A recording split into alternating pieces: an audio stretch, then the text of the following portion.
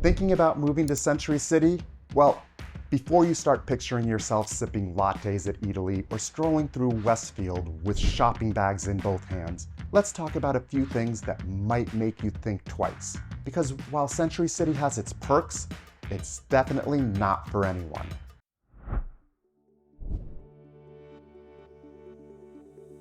Hey everyone, I'm Todd Kingsley, your go-to luxury realtor in Los Angeles. As a local, I know the city inside and out, and today we're breaking down what you need to know before deciding if Century City is the right place for you. And make sure to stick around for my bonus tip at the end. It's something most people overlook, but it could save you a ton of hassle. Let's get into it. Oh, and by the way, if you're thinking about moving to Century City or anywhere in LA, feel free to reach out. I help people navigate the LA market every day, and I'd be happy to answer any questions. Starting with number 5 is the high cost of living. But cost isn't the only thing that sets Century City apart. Even if money isn't an issue, the overall vibe here is very specific and not for everyone. Century City is known for its sleek high-rises, luxury shopping, and top-tier dining. But before you start picturing yourself living the high life, let's talk about the realities, starting with the cost. Because living here isn't just expensive, it's Century City expensive. If your wallet has commitment issues, Century City might not be the relationship for you.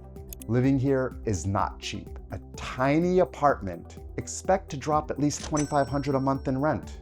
Want a little bit more space? That'll be closer to $6,000.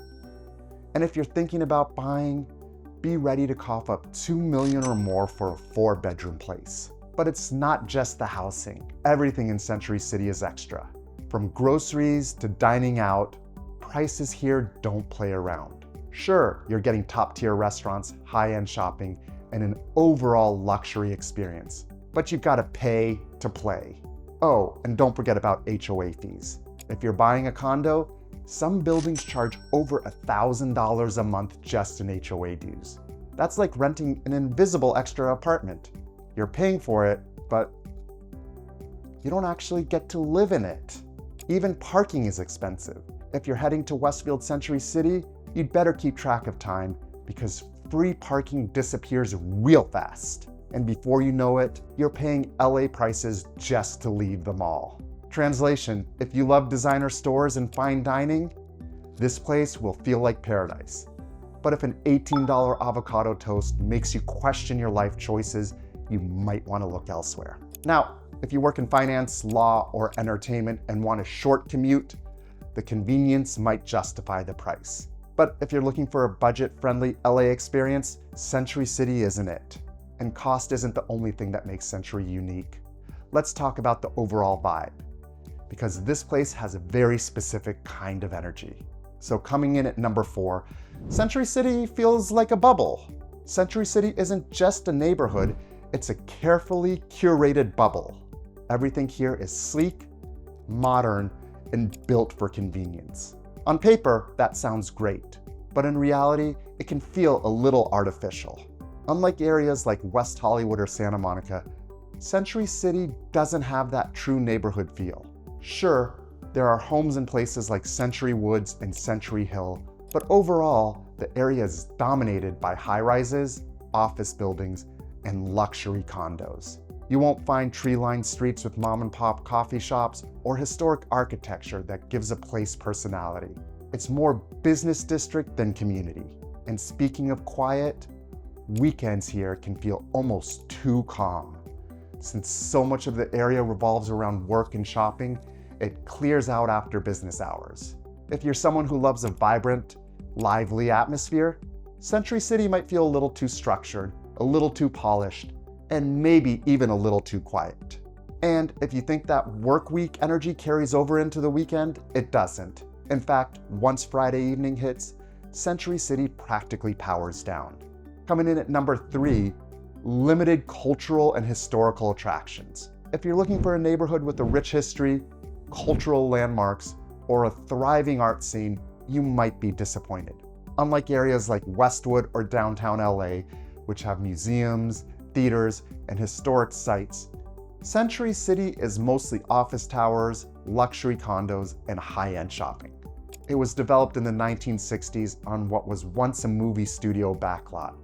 So instead of old architectural or deep cultural roots, you get steel and glass skyscrapers and a perfectly curated commercial district.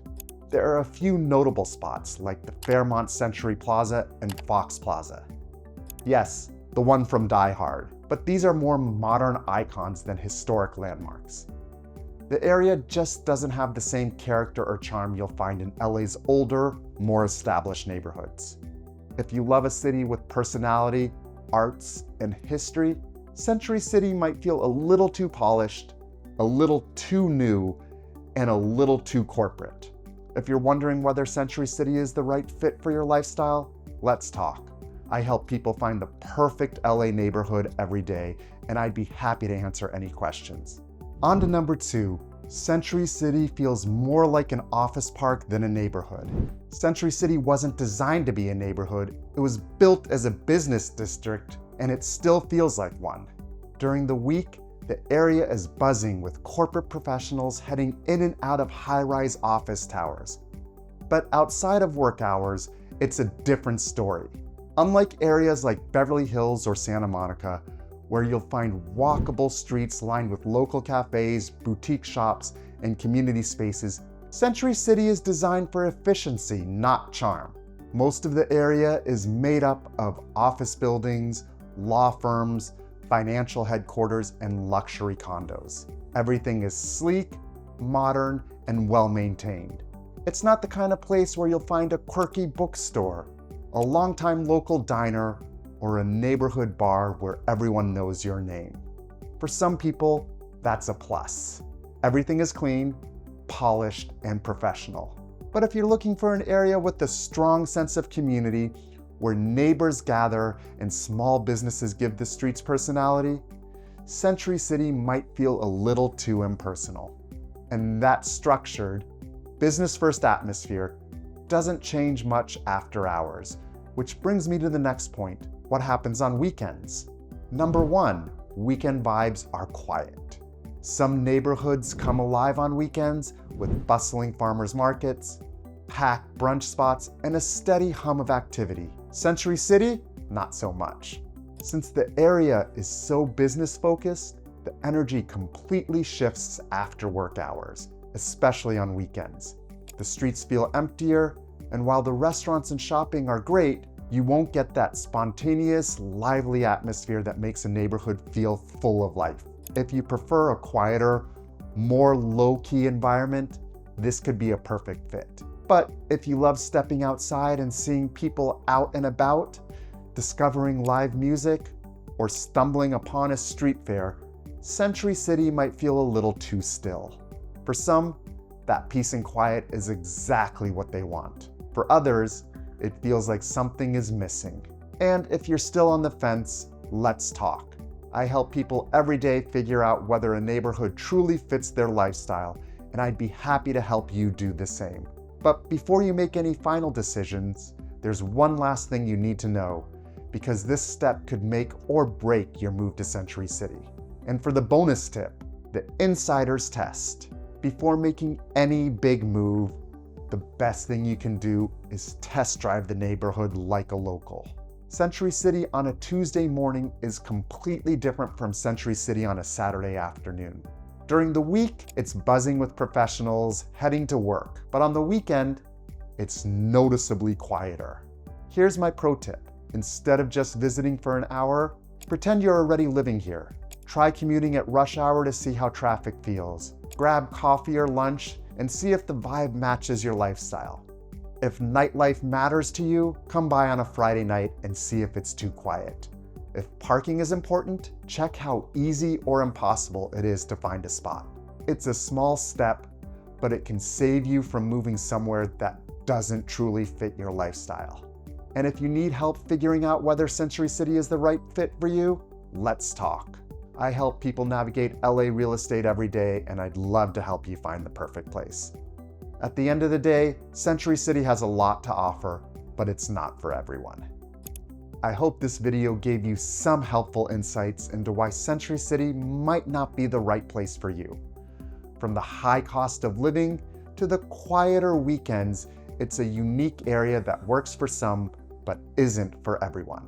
If you're considering a move and want expert guidance, let's connect. I help people find the perfect place in LA every day, and I'd love to help you figure out what neighborhood best fits your lifestyle. And if you found this video helpful, don't forget to like, subscribe, and hit the notification bell so you never miss more insights on LA real estate. Thanks for watching, and I'll see you in the next one.